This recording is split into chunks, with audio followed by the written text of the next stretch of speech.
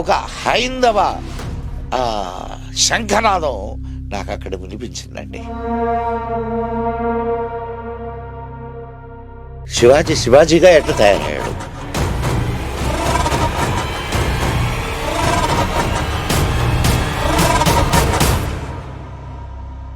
సమర్థ రామదాస్ గురు.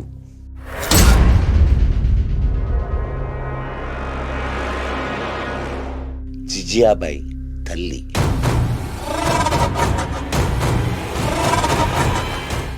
మహాకుంభమేళ,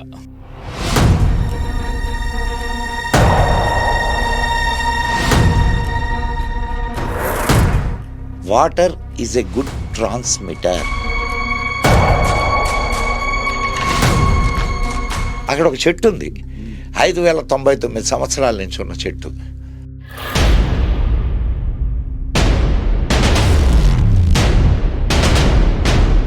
చిత్రకూటు శ్రీరామచంద్రుడు వనవాసం అత్యధిక కాలం ఉన్నటువంటి ప్రదేశం అది. దాత్రి టీవీలో మీ పర్సనల్ ఇంటర్వ్యూ కోసం, వ్యాపార ప్రకటనల కోసం ఈ నెంబర్కి సంప్రదించండి. శివాజీ మహారాజ్ గారి జయంతి. అవునండి. అసలు అద్భుత వీరుడు గురించి అసలు ఒళ్ళు పులకరించే, లేకపోతే ఎందుకంటే సార్ ఒక విషయం చెప్తానండి. శివాజీ మహారాజు ఎట్లా తయారయ్యాడు సార్? శివాజీగా ఎట్లా తయారయ్యాడు? ఈరోజు శివాజీ మహారాజుని మనందరం గొప్ప అనుకుంటున్నాం. ఎట్లా తయారయ్యాడు శివాజీ? సమర్థ రామదాస్ గురు, జిజియాబాయి తల్లి. అటు తల్లి యొక్క ఉద్బోధ, ఇటు గురువు యొక్క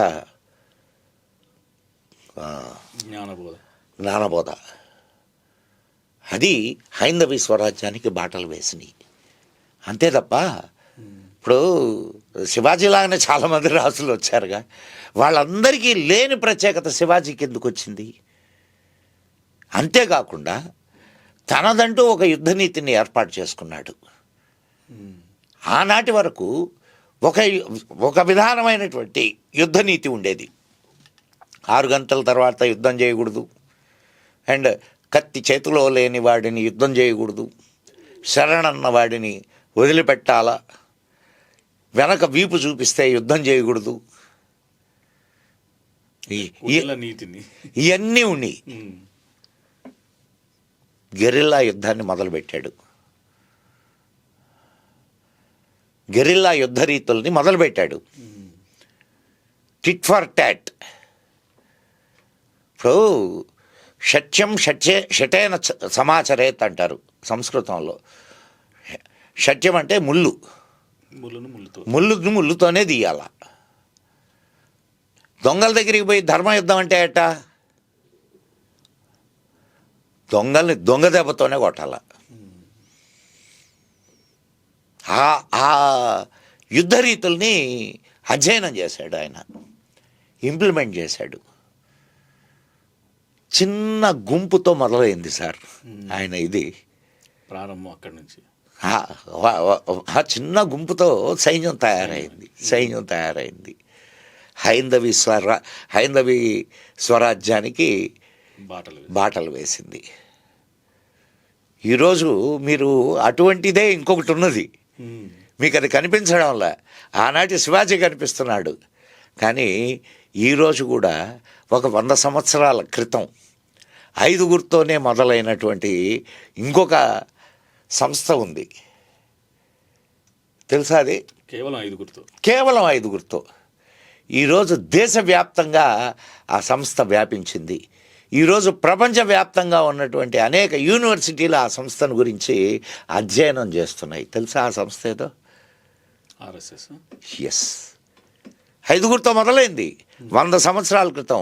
1925లో 5గురితో మొదలైంది. డాక్టర్జీ 5గురితో మొదలుపెట్టారు.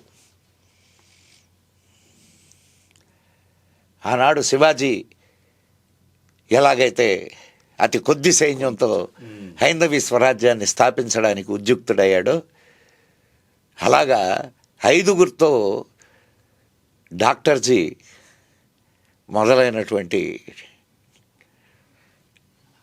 రాష్ట్రీయ స్వయం సేవక్ సంఘ్ ఈరోజు దేశాన్ని పరిపాలిస్తుంది.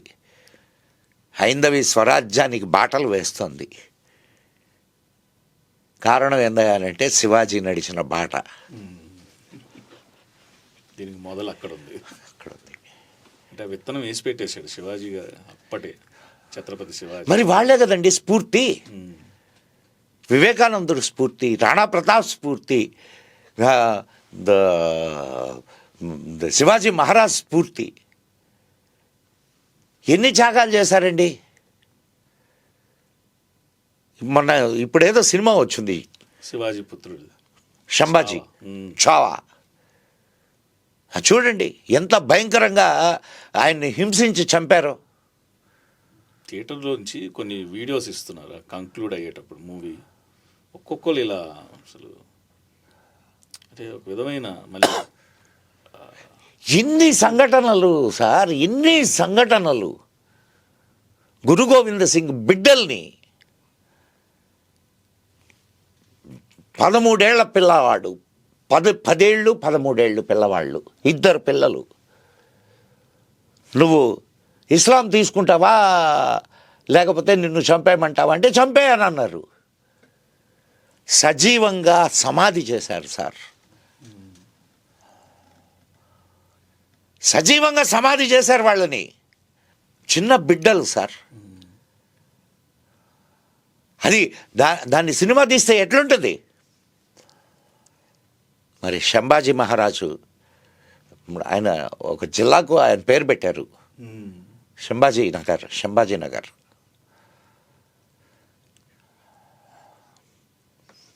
చరిత్రని మనం గుర్తుంచుకుంటేనే భవిష్యత్తును మనం రాసుకోగలం. చరిత్రని మరచిన నాడు భవిష్యత్తు లేదు. కళ్ళు మూసుకొని నిద్రపోతే ఎప్పుడో నిద్రలోనే తలకాయ తెగిపోద్ది. తెగలేదా? పోతుంది. మన జ్ఞానాన్ని అంతా వేరే వాళ్ళు పేటెంట్ చేసుకుంటారు. కాదు సార్, అవసరం అదొక్కటే కాదు, జ్ఞానం ఒకటే సరిపోదు మీకు. ఇదం క్షాత్రం ఇదం బ్రాహ్మ్యం. బ్రాహ్మ్యము ఉండాలా, క్షాత్రము ఉండాలా. మీ బ్రాహ్మ్యం నిలబడాలి అని అంటే క్షాత్రం ఉండాలా. నేను తపస్సు చేసుకుంటా ఉంటాను, నన్ను ఎవడు ఏం చేయడు అని అంటే కుత్తుకలు తెగ్గోసిపోతారు. కాపాడుకునే శక్తి శక్తి ఉండాలా. ఒక చేత్తో శాస్త్రాన్ని పట్టుకుంటే ఒక చేత్తో శస్త్రాన్ని పట్టుకో. నువ్వెవరినో చంపబల్లా, కానీ నిన్ను నువ్వు రక్షించుకోవాల్సిన పరిస్థితి వచ్చినప్పుడు ఏం చేయగలవు? ఆ పరిస్థితి రాదా? వస్తుందా రాదా? వస్తుంది. మళ్ళీ ప్రపంచం అంతా రాలా. కాశ్మీర్లో వాళ్ళు హాయిగా నిద్రపోతున్నారు. అర్ధరాత్రి పూట 10,000 మంది కాశ్మీరీలని కోత కోశారు. 1,00,000 మంది కాశ్మీరీలు రాష్ట్రం వదిలి పారిపోయారు. ఎప్పుడిది? 1991 మనకు స్వాతంత్రం వచ్చిన తరువాత. 1971 సంబల్ 108 మందిని సజీవ దహనం చేశారు. హిందువులు సంబల్ నుంచి పలాయనం చిత్తగిస్తే వాళ్ళ దేవాలయాలన్నింటినీ మట్టితో కప్పి వాటి మీద వాళ్ళు ఇళ్ళు కట్టుకున్నారు. ఇవన్నీ నీకు స్వాతంత్రం వచ్చిన తరువాత జరిగినవి. నిజం మరచి నిదురపోకుమా. ఇప్పటికైనా మేల్కోవాలి. నువ్వు నేను ఎవరి మీద దాడి చేయమని చెప్పట్లా. నీ జాగ్రత్తలో నువ్వు ఉండు అని చెప్తున్నా. అలర్ట్గా ఉండాలి. ఉండు. నీ బిడ్డల్ని నువ్వు కాపాడుకో, నీ తల్లిదండ్రుల్ని నువ్వు కాపాడుకో, నీ అక్క చెల్లెల్ని నువ్వు కాపాడుకో. ఓకే సార్, మీరు మాట్లాడుతుంటే, ఎందుకంటే మీరు మీ అబ్జర్వేషన్ అనేది మొత్తం దీని మీదే ఉంది. ఎక్కడ ఏం జరుగుతుంది అనే దాని మీద పక్కన పెడితే మహాకుంభమేళ, ఆ త్రివేణి సంఘం. ఒక 2 రోజుల క్రితమే ఆడి నుంచి వచ్చాను, ఇంకా బడలికి కూడా తగ్గలేదు. అంటే భారతదేశంలో జరిగే అత్యంత నేను అర్ధకుంభమేళకు కూడా వెళ్ళానండి. అర్ధకుంభమేళకి వెళ్ళాను, దీనికి వెళ్ళాను. అర్ధకుంభమేళ ఒక చిన్న సైజులో జరిగింది. ఇది చాలా విస్తృత స్థాయిలో చేశారండి. దాదాపు 30 కిలోమీటర్ల రేడియస్లో ఒక నగరాన్ని నిర్మించారు. నగరాన్ని, ఆ నగరంలో దేనికి లోటు లేదు. ఉండడానికి లోటు లేదు, పడుకోవడానికి లోటు లేదు, తినడానికి లోటు లేదు, అండ్ మీకు కాలకృత్యాలు తీర్చుకోవడానికి లోటు లేదు. మీరు ఏ ఆశ్రమంలోకి వెళ్ళండి, ఆశ్రమంలో bed free, food free, and paid కూడా ఉన్నాయి. పెయిడ్ ఉన్నాయి 2500 ఒక సింగిల్ కాటేజ్. సో దేనికది హాయిగా నేనేదో ఆధ్యాత్మికమైనటువంటి ప్రయాణం వెళ్ళండి. ఏ ఆశ్రమంలోకి వెళ్ళినా మీకు ఫ్రీ ఫుడ్ అండ్ బెడ్.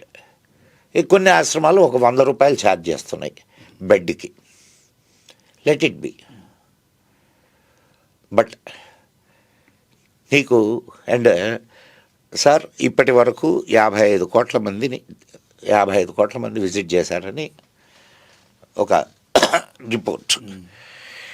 55 కోట్ల మంది ఒక ప్లేస్ని విజిట్ చేస్తే ఒక్క కాగితం ముక్క కనిపించదు మీకు అక్కడ.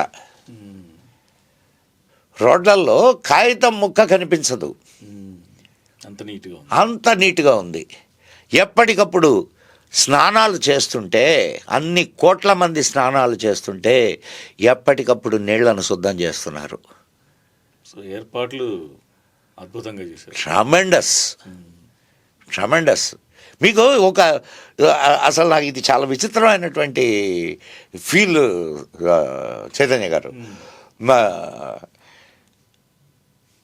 ఇప్పుడు మనం ఎక్కడైనా ఒక అరగంట వెయిట్ చేయాలా, ఎట్లా అనిపిస్తుంది చెప్పండి?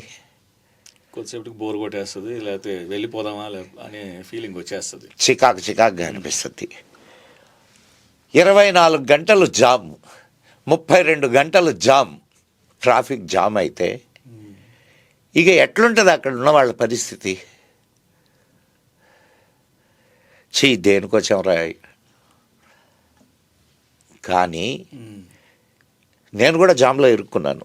బట్ నేను కొంచెం త్వరగా కళ్ళు తెరిచి ఓ చిన్న సందు దొరికితే టక్కని వెహికల్ని టర్న్ అవుట్ చేసుకొని వచ్చేసాను.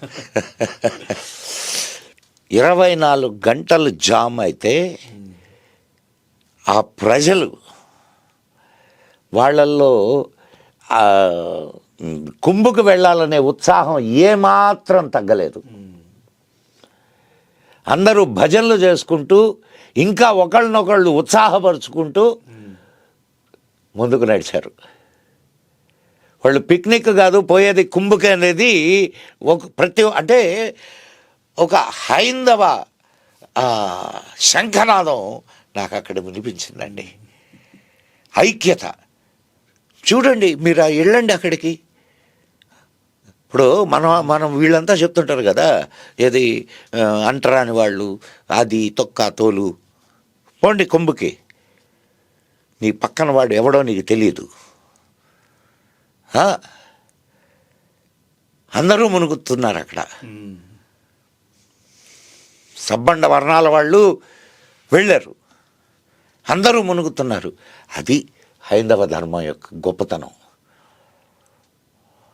అయితే ఈ మహాకుంభమేళ సంబంధించి ఇప్పుడు ఇన్నేళ్ల తర్వాత వస్తున్నాయి ఈ మహాకుంభమేళలో జరిగే అద్భుతం ఏంటి? ఎందుకు ఇంతమంది ఆ పుణ్యస్నానం చేయాలి? Very good question. అసలు నీళ్లు, నీకు ఇందాక ఏం చెప్పాను నేను, water is a good transmitter. ఇది గుర్తుపెట్టుకోండి. ఇప్పుడు ట్రాన్స్మిటర్ కాదా అని చెప్పడానికి ఒక చిన్న టెస్ట్. కరెంట్ వైర్ పట్టుకొని చెక్కను పట్టుకోండి, ఏమన్నా అవుతుందా? ఏం కాదు. చెక్కతోటి. కారణం ఏంటి? దాంట్లోంచి పవర్ పాస్ కాదు. It's a bad conductor. అదే నీళ్ళల్లో పెడితే అంటే what it means? It's a good conductor. ఇన్ని వేల మంది సాధువులు, సంతులు వాళ్ళు చేసినటువంటి తపస్సు వచ్చి ఆ నీళ్ళల్లో వాళ్ళ ఎనర్జీని ఇచ్చేస్తారు. నువ్వు వెళ్ళి మునిగితే ఆ ఎనర్జీ నిన్ను కూడా పావనుణ్ణి చేస్తుంది.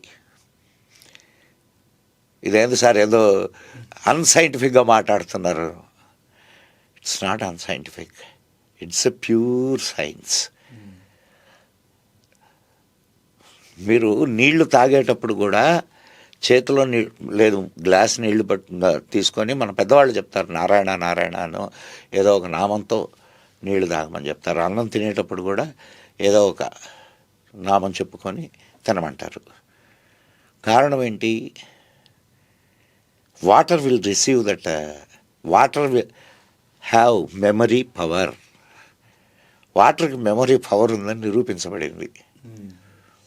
మరి అంతమంది సాధువులు, అంతమంది తపస్సిద్ధులు స్నానం చేసిన ప్రదేశంలో అదే నీళ్లలో నువ్వు స్నానం చేస్తే ఏమవుతుంది? వీళ్ళు అంటే అనకూడదు, ఓం నమ శివాయ. అఖిలేష్ యాదవ్ కాంగ్రెస్ ప్రెసిడెంట్ ఉన్నాడు కదా, ముసలాయన, కర్ణాటక. ఎనివే ఆయన అంటాడు మృత్యుద్వారం అంటాడు, కుంభ్. మమతా బెనర్జీ అదే మాట్లాడుద్ది. అంటే ఈ ఇన్సిడెంట్లు జరిగినందువల్ల, అంటే అక్కడంతా అదంతా మురికైపోయింది.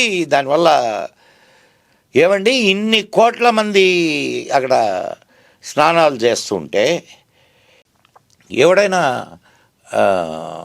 అంటే కంటామినేట్ అయ్యి ఇదైనట్టు ఏమన్నా రిపోర్ట్స్ వచ్చినాయా? ఆ వాటర్ వల్ల వచ్చినాయా? మరి ఇన్ని కోట్ల మంది స్నానం చేశారు కదండి. దాంట్లో వీళ్ళ మైండ్లు కంటామినేట్ అయి ఉన్నాయి. దాని పవిత్రత అలానే ఉంది. అఖిలేష్ యాదవ్ పోయి మునిగాడుగా, ఆడికేం కాలేదుగా. ఏదైనా అయితే ఆడు కూడా పోవాలిగా. ఇన్ని మాటలు మాట్లాడినాకే అఖిలేష్ యాదవ్ ఆడు మునిగాడు కదా. ముందు ఈ దుర్మార్గుల బుర్రల్లో ఉన్నటువంటి ఆ నెగిటివిటీని, అసలైన నిజమైనటువంటి దుర్మార్గం వీళ్ళ బుర్రల్లో ఉంది. కుంభులో లేదు. కుంభులో ఆధ్యాత్మికత ఉంది, కుంభులో పవిత్రత ఉంది, కుంభులో ఒక జాతి ఆస్థ అంటే నమ్మకం ఉన్నది. ఇట్లాంటి ఎదవలు కాదు ఆడకు పోయి స్నానం చేసేది. పవిత్రమైన మనస్సుతో పవిత్రమైన స్నానాలు చేస్తున్నారు. ఎదవలకు స్నానం చేయాల్సిన పని లేదు, సెంటు కొట్టుకుంటే చాలు. లేదు సార్, నిజం. ఇప్పుడు ఒక్కొక్క మాట వింటూ ఉంటే కడుపు మండుతుంది సార్. నీకు ఇష్టం లేదు పోబాక. నువ్వెవడ్రా నా నమ్మకాన్ని ప్రశ్నించడానికి, నా నమ్మకాన్ని ఇచ్చేయడానికి నీకేం అధికారం ఉంది? నా నమ్మకం, నాకు కుంభులో నాకుండే నా నమ్మకం, నా భక్తి, నా ఆచారం. నీకు లేకపోతే ఆడైనా దూకు, అది మురుగుంట్లో దూకు, వచ్చి కుంభులో దూకబాక. చాలా కోపం వస్తుంది సార్. హజ్ యాత్రకు పోతున్నారు, అది వాళ్ళ నమ్మకం. అక్కడ జరగలేదా ఇన్సిడెంట్లు? మొన్న ఎండాకాలంలో బెట్ట తగిలి చాలామంది చనిపోయారు. అంత మాత్రాన హజ్ యాత్రకు పోకుండా ఉన్నారా? అవునా కాదండి? దాని పవిత్రత దానిది, వాళ్ళ నమ్మకం వాళ్ళది. వాళ్ళ నమ్మకాన్ని ప్రశ్నించమంటండి, వీళ్ళ తలకాయలు తీస్తారు. ఎవడో ఏదో ఒక ఇది చూసా వీడియో, వాడెవడో క్రిస్టియన్ పాస్టరు మహమ్మద్ని ఏదో 2 మాటలు మాట్లాడాడు. ఇమ్మీడియట్గా తల తీస్తాంరా కొడకా అని చెప్పి ఇదే మాటలతో, ఇంకా అసభ్యకరమైన మాటలతో వాడికి వార్నింగ్ ఇచ్చారు. ఇమ్మీడియట్గా వాడు తప్పైపోయింది, నన్ను క్షమించండి అంటే అట్లా చేయాలా మేము? అట్లా చేస్తే కానీ మీరు దారికి రారా? అవునా కదా సార్? ఇప్పుడు మా నమ్మకాలు మాయి, మాతో ఉండనియండి, మేము తప్పో ఒప్పో ఆ బాధ మేము కదా భరిస్తామా, నీకెందుకు బాధ? సో అంటే ఇది ఇప్పుడు అన్ని కోట్ల మంది దాన్ని దర్శిస్తున్నారు.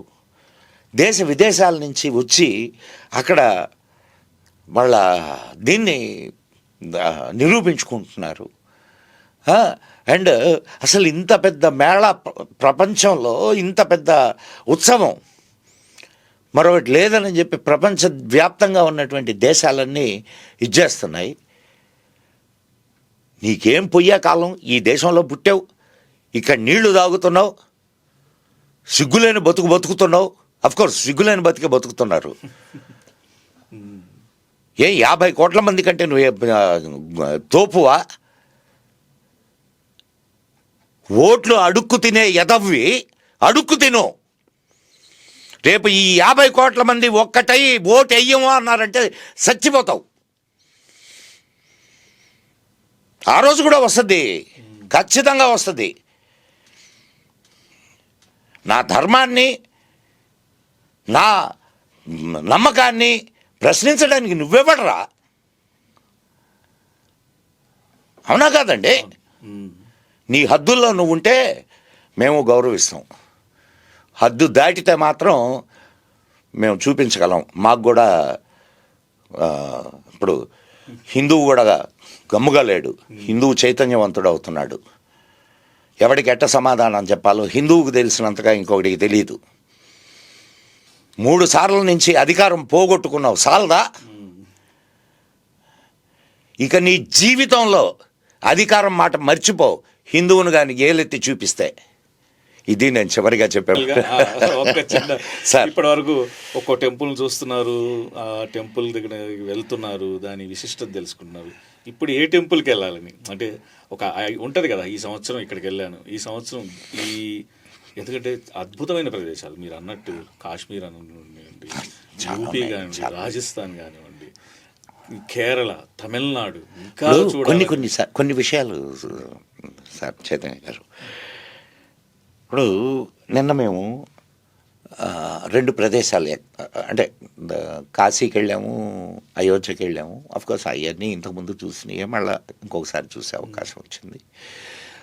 తర్వాత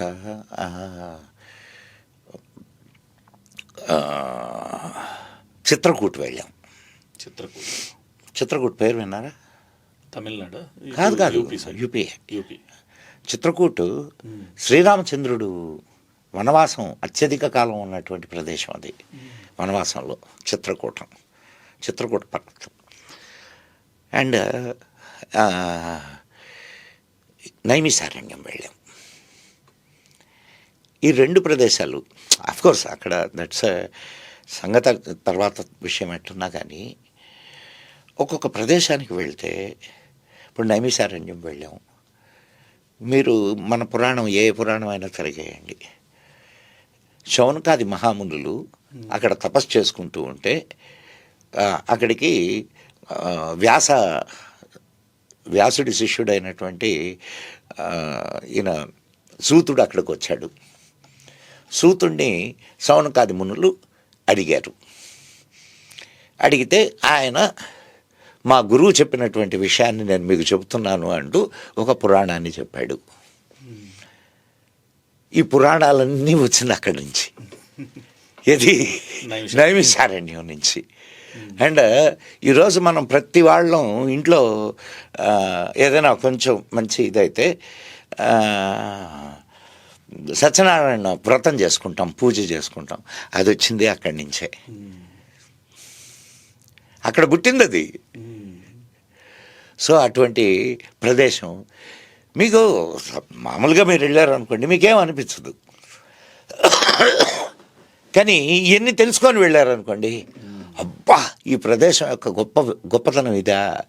ఇక్కడ ఇప్పుడు బ్రహ్మ చెప్తాడు శౌనకాది మునులకి, వాళ్ళు వెళ్ళి అడుగుతారు ఆయన్ని, అయ్యా కలిపురుషుడు ప్రవేశిస్తున్నాడు, కలి ప్రవేశించిన చోట మాకు తపస్సులు ఎట్ట జరుగుతాయి, మేమేం చేయాలా, మాకు ఏదో ఒక దారి చూపించేయాలంటే మీకు నైమిషారణ్యం అనే ఒక ప్రదేశం ఉంది, ఆ నైమిషారణ్యానికి మీరు వెళ్ళండి, అక్కడ కలి ప్రవేశం ఉండదు అని చెప్తాడు. అక్కడ మునులు తపస్సు చేస్తుంటే మునుల్ని దర్శించడానికి సూతుడు వస్తాడు. సూతుడు వచ్చి పురాణాలన్నీ చెప్తాడు. సో మీకు ఇప్పుడు అక్కడికి వెళ్ళారనుకోండి, అక్కడికి వెళ్తే ఓహో ఇక్కడే కదా ఋషులు తపస్సు చేసింది, ఇక్కడే కదా సూతుడు ఇవన్నీ చెప్పింది. మీకు అక్కడ గొప్ప గొప్ప ఆలయాలు లేకపోవచ్చు, కానీ ఆ ప్రదేశానికి అక్కడ ఒక చెట్టు ఉంది, 5099 సంవత్సరాల నుంచి ఉన్న చెట్టు. 5099 దాని మీద రాసి ఉన్నారు. అంటే బహుశా అది ఏ 5 సంవత్సరాల క్రితం 5099 అని రాసి ఉంటారు, ఇప్పుడు ఎక్కువ ఉంటుంది. సో అట్లాంటివన్నీ చూడొచ్చు సార్, అట్లాంటివన్నీ చూడొచ్చు. ప్రయాణాలు అలా సాగుతూనే ఉంటాయి సార్. మహాతాపాన్ని నిర్మల్ హాయిగా ఉంటుంది. ఇప్పుడు కొత్త కొత్త ప్రదేశాలు, కొత్త కొత్త మిత్రులు, కొత్త కొత్త విషయాలు, అనుకోని సంఘటనలు కూడా ఏదో జరుగుతాయి. అంటే మనకు తెలియకుండానే ఎవరో వార్న్ చేసినట్టు కొన్ని ప్రదేశాలకు వెళ్ళినప్పుడు నువ్వు ఈ దారి వెళ్ళొద్దు అంటారు. అసలు ఎవరో వచ్చి చెప్పినట్టు కొన్ని మీకు ఈ ఈ 8 రోజుల టూర్ అట్లే జరిగింది. ప్రతి ఒక్కరు సహాయం చేస్తూనే వచ్చారు మీకు. నేను అదే చెప్తున్నది. ఫస్ట్ కుంభకి వెళ్దామని బయలుదేరాం. ఒక 100 కిలోమీటర్ల దూరం వెళ్ళేసరికి జామ్ అయిపోయింది. వద్దు ఇప్పుడు మనం కాశీకి వెళ్ళి తర్వాత కుంభకి వద్దామని చెప్పి వెనక్కి తిప్పుకుని కాశీకి వెళ్ళిపోయాం. కాశీలో చూస్తే 4 కిలోమీటర్ల క్యూ, స్వామిని దర్శించుకోవడానికి 4 కిలోమీటర్లు. ఈరోజు పోతే రేపే. ఇంకా అంతసేపు క్యూలో నిలబడగలిగిన ఓపిక, ఆ వయస్సు నాకు లేవు. మాకు శివయ్య వద్దు ఇక్కడ కూడా వెళ్ళిపోదాం అనుకున్నా. నేను శివయ్యను చూడకుండానే వెళ్ళిపోదాం అనుకున్నా. అంటే అంత ఇదిలో పోలేక, అంత క్యూలో పోలేక మాకు అనుకోకుండా ప్రోటోకాల్ దర్శనం ఏర్పాటైంది. అరగంటలో దర్శనం అయిపోయింది. ఏమంటారు దీన్ని? భాగ్యం. సరే, అక్కడి నుంచి మళ్ళా కుంభకి వెళ్దామని బయలుదేరాం. సరే, మధ్యలో నాకు ఇంకొక మిత్రుడు ఉన్నాడు, చాలా పాత మిత్రుడు, యూపీలో. ఆయన ఒక పెద్ద ఇదనమాట. అక్కడ తెలుసు కదా మీకు, ఆయన ప్రైవేట్ సైన్యం 200 మంది ఉంటారు. అందరూ తుపాకులు పట్టుకొని ఆయన నువ్వు రా ఠాకూర్జీ అంటారు ఆయన్ని, ప్రకాష్ ఠాకూర్. నువ్వు రా అంటుంటే సరే అందరం వెళ్ళాం, మా మిత్రులందరం. అంటే హిందూ జేఏసీ అని హైందవ సంఘాల ఐక్యవేదిక హెడ్స్ అందరూ వెళ్ళామన్నమాట. అందరం వెళ్ళాము. ఆయన ఇంట్లో మాకు ఆతిథ్యం ఇచ్చాడు. ప్రతి హాఫ్ అన్ అవర్కి ఎక్కడ ఏ ఏరియాలో ఇప్పుడు కుంభకి వెళ్ళే దారులు ఉన్నాయి కదా, ఆ దారులన్నింటిలో ఆయన మనుషులు ఉన్నారు. ఆ ఏరియాలో ఆయన పేరు చెప్తే, మేము హోటల్కి పోయి భోంచేసి ఆయన పేరు చెప్తే, సార్ మీరు ఠాకూర్ సాబ్ కా ఆద్మీ అయినా పైసా నై సాబ్ అనేవాళ్ళు. అంటే అంత రెస్పెక్ట్ ఆయన అంటే, చాలా మంచివాడు. సరే, ప్రతి హాఫ్ అన్ అవర్కి ఆయన కనుక్కుంటూ రెండో రోజు సాయంత్రానికి ఒక ఏరియా క్లియర్ అయింది, మీరు అర్జెంటుగా బయలుదేరండి అని అన్నాడు. లోపలికి ఎంటర్ అయిపోయాం. ఎక్కడ ఆగకుండా. సో మాకు చాలా ఇప్పుడు చాలా విచిత్రంగానే జరిగినాయి అన్నీ. మీ జీవితంలో అన్ని అద్భుతాలే. అన్నీ అద్భుతాలు. ఆటంకాలు. సార్ ఒక విషయం చెప్తానేనండి, ఆటంకాన్ని కూడా మీరు ఆనందంగా అనుభవించగలిగితే అది ఆటంకం అనిపించదు. హాయిగా ఎంజాయ్ చేయండి. ఇప్పుడు అక్కడ నువ్వే ఇరుక్కున్నావు, కాసేపు హాయిగా ప్రశాంతంగా టైం దొరికిందిలే అని ఇక అక్కడ ఉండే వాళ్ళందరితో పరిచయాలు పెంచుకోండి. అవునా కదా? అంతే. Thank you sir, thank you so much. మనం ఇలా పాడ్కాస్ట్లు చేస్తూనే ఉంటాం. ఒక్కో పాడ్కాస్ట్లో ఒక్కొక్క కొత్త విషయాన్ని మాత్రం మీరు ప్రస్తావిస్తారు, వాటి గురించి చెప్తారు విత్ ప్రూఫ్స్ తోటి. Thank you. నేను తిరిగినయ్యి, ఇప్పుడు నేను చదివినయ్యి ఏముంది, ఈ కట్టె కాలితే దీంతోనే పోతాయన్నీ. ఇట్లా ఏదో నలుగురికి చెప్పుకున్నాం అనుకోండి, నలుగురు బిడ్డలకి చేరితే చాలు కదా. అది నిజమే. ఎవరో ఒకళ్ళు ఓ సుభాష్ చంద్రబోస్, ఒక శివాజీనో కాకపోతే మళ్ళీ ఈ దేశం అనేది ఎప్పుడో మీరు అన్నట్టు ఇన్ని దాడుల్లో ఎప్పుడూ అంతరించిపోయారు. లేదు సార్, ఈ జాతికి అంతం లేదు సార్. నాకు అది అంటే అఫ్కోర్స్ ఇప్పుడు కొన్ని సంఘటనలు చూస్తున్నప్పుడు ఏమవుతుందంటే, ఏంది ఈ జాతి ఇంత నిర్వీర్యమైందా అనిపిస్తుంది. కానీ కొన్ని సంఘటనలు చూస్తుంటే ఈ జాతికి అంతం ఎక్కడ, ఇది అసలు చైతన్యవంతమైంది. ఇప్పుడు కుంభమేళాకి వెళ్ళాము, కోట్ల మంది